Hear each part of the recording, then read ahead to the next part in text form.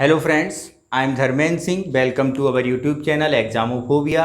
और जैसा कि आप लोग जानते हैं कि मैं आपके लिए लेके आता हूं दिन भर की महत्वपूर्ण करंट जो आपके अपकमिंग एग्ज़ामों के लिए महत्वपूर्ण है। तो आज का करंट भी देखते हैं हम लोग। आज का करंट, चलो नाउ लेट्स स्टार्ट। तो आज डेट है आपकी 18 जून। तो 18 जून को मनाया जाता है ऑटिज्म प्राइड डे। क्या मनाया जाता है?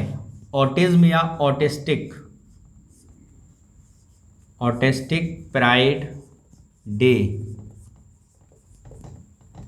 ऑटिस्टिक प्राइड डे क्या है? ऑटिस्टिक प्राइड डे एक ऑटिज्म एक प्रकार का जेनेटिकल डिसऑर्डर स्पेक्ट्रम है।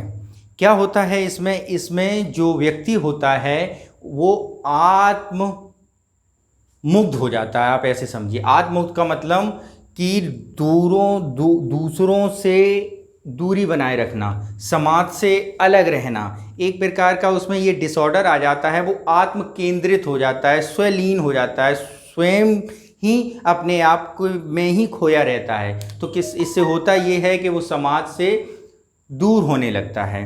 ठीक है, तो अगर हम बात करें तो इसको रोग ना समझा जाए, इसको रोग ना माना जाए, बल्कि एक भिन्नता के रूप में, एक विविधता के रूप में, एक डिफरेंस के रूप में स्वीकार किया जाए। उसी के कारण इसको क्या मनाया गया? एक डे मनाया गया है 18 जून को ऑटिज्म में। ठीक है, तो आपको मैंने जैसे ये बता दिया है, ये क्या है? एक डिसऑर्डर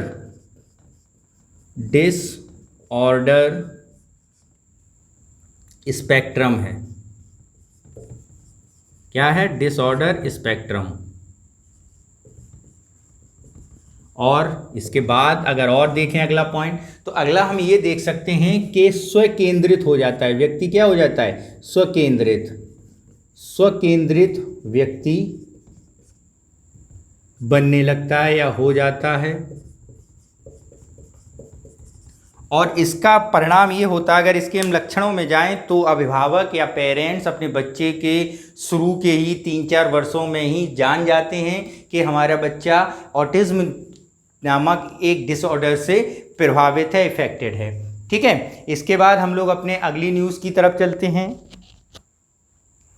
हमारी एक अगली न्यूज़ है, मोबाइल प्रयोगशाला बनाई गई है। मोबाइल प्रयोगशाला फॉर किसके लिए?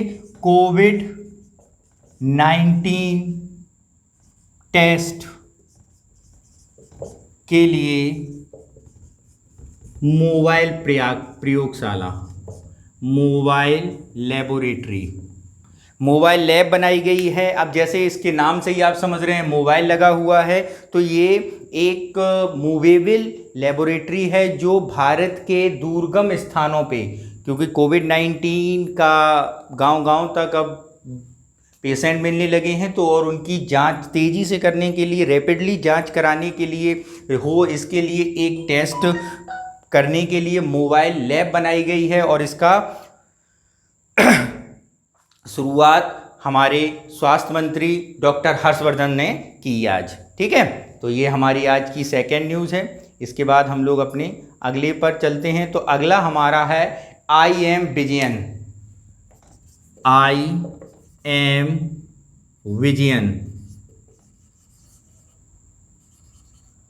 आई एम विजयन को पद्मश्री अवार्ड,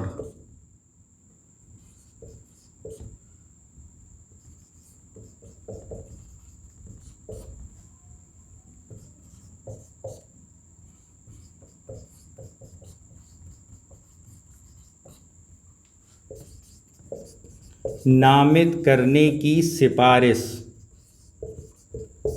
यानी अब हम बात पहले करते हैं, आई एम विजयन हैं कौन? आई एम विजयन भारत के एक फुटबॉलर हैं। ऑल इंडिया फुटबॉल फेडरेशन ने भारत के इस फुटबॉलर को पद्मश्री पुरस्कार, जो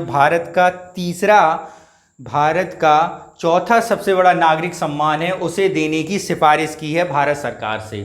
अगर हम इनके बारे में जानें तो इन्हें 2003 में अर्जुन पुरस्कार दिया गया था, और 1993, 1997 और 1999 में इन्हें सर्वश्रेष्ठ फुटबॉलर के तौर पे प्लेयर ऑफ द ईयर से भी सम्मानित किया जा चुका है। कब कब? देखो 2003 में तो इन्हें दिया गया था अवार्ड अर्जुन पुरस्कार, और इससे पहले 1993, 1997 और 1999 में प्लेयर ऑफ द ईयर बनाए गए हुए थे, प्लेयर ऑफ द ईयर। ठीक है, अगर हम बात करें ये कौन है तो मैंने आपको बता दिया है, फुटबॉलर हैं, भारतीय फुटबॉलर।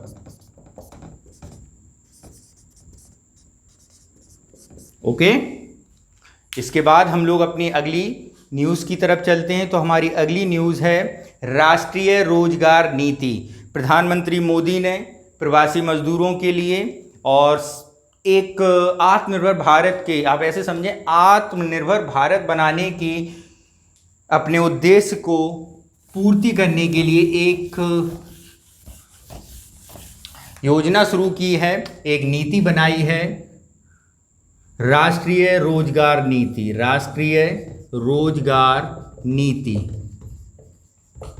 ठीक। इस राष्ट्रीय रोजगार नीति के मुख्यतः दो उद्देश्य हैं। एक तो आपको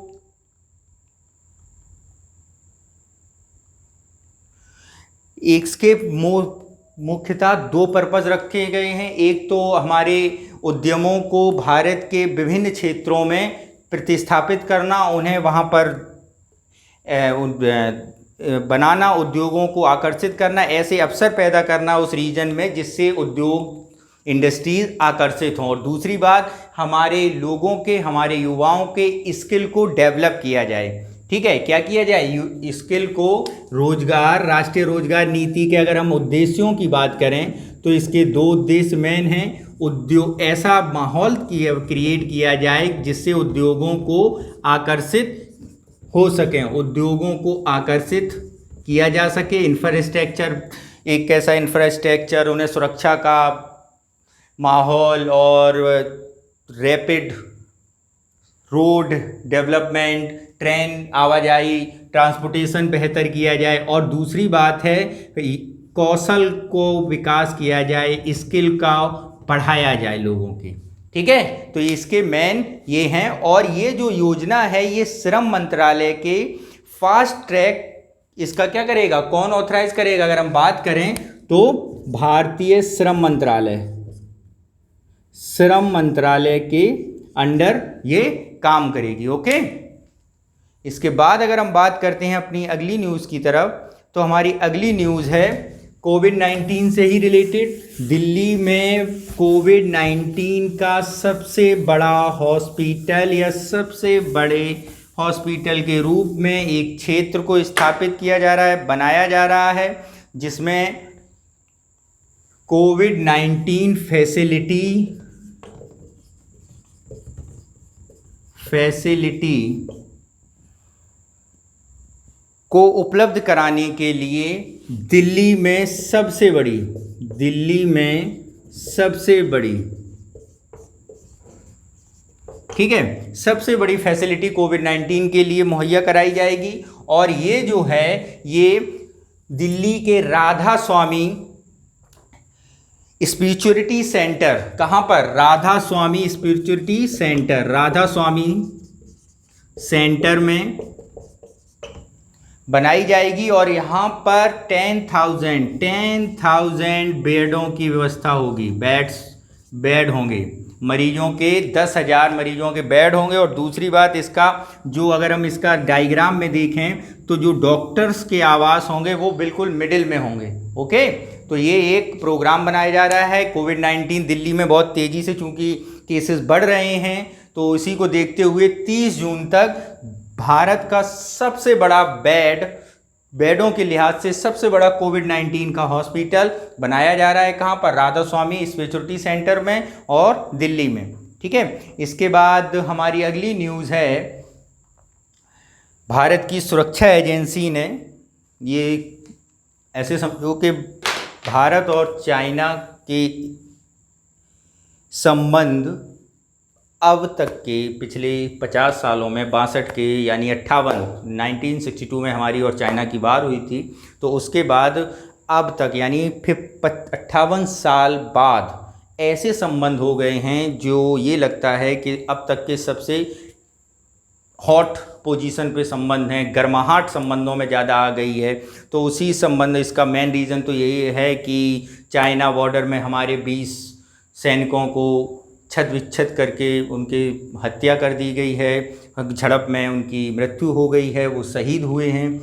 और तो उसी के मद्देनज़र देखते हुए भारत सरकार ने, जो सुरक्षा एजेंसियां हैं, उन्होंने एक लिस्ट जारी की है चाइना के ऐप को हम लोग इंस्टॉल ना करें। ठीक है, तो वो लगभग 52 ऐसे ऐप बनाए गए हैं और आपका जो मोस्ट पॉपुलर ऐप है टिकटॉक, वो सबसे ऊपर रखा गया है। टिकटॉक है, कैम स्कैनर है, शेयरइट है, जेंडर है, आपका ब्यूटी टिप्स है, आपका वीगो है, हेलो है, लाइकी है। तो ऐसे लगभग 52 ऐसे संदिग्ध ऐप बनाए गए हैं जिसमें ये कहा जा रहा है कि ये आपकी डेटा को चुरा रहे हैं। ठीक है, तो ये आज का करंट है। तो अगर हम देखें इसके अलावा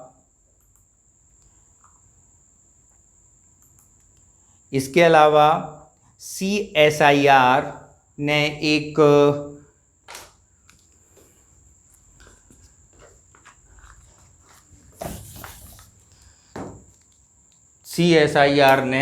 एक टैबलेट को स्वीकृति दे दी है उनके यूज़ के लिए। तो उसको ज़रा देखते हैं CSIR ने कौन सी टैबलेट के बारे में अनुसंधान परिषद ने दी है। तो वो टैबलेट आपकी है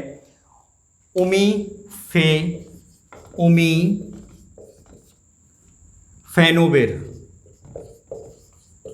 ये जो दवा है इसको CSIR ने इसको प्रयोगशाला में मंजूरी दे दी गई है। और अगर हम इसको और डीपली देखें तो वैज्ञानिक और तथा औद्योगिक अनुसंधान परिषद यानी CSIR की प्रयोगशाला, जो central drug research institute Lucknow में स्थित है, उसने इसके प्रयोग के लिए एक अनुमति दे दी गई है। और ये जो प्रयोग, ड्रग कंट्रोलर जनरल ने ये दावा किया है कि इसके प्रयोग के बाद ये औषधि का आसानी से मंजूरी मिलने से रैंडम, डबल ब्लाइंडेड और प्लेसो नियंत्रित चिकित्सीय परीक्षण में किया जा सकेगा। कौन कौन से रोगों के लिए? रैंडम, डबल ब्लाइंडेड और प्लेसेबो नियंत्रण में इसका प्रयोग किया जा सकेगा। और राम मनोहर लोहिया हॉस्पिटल में इसका प्रयोग के लिए अनुमति दे दी गई है, मानवीय परीक्षण के लिए भी। ठीक है, इसके अलावा अगर हम देखें तो एक और महत्वपूर्ण न्यूज़ है। अगले 22 जून को भारत, चीन और रूस के विदेश मंत्रियों की एक वर्चुअल मीटिंग अनाउंस की गई है। रूस के आमंत्रण पर भारत, चीन और रूस तीनों के विदेश मंत्रियों की एक वर्चुअल मीटिंग है, वीडियो कॉन्फ्रेंसिंग है।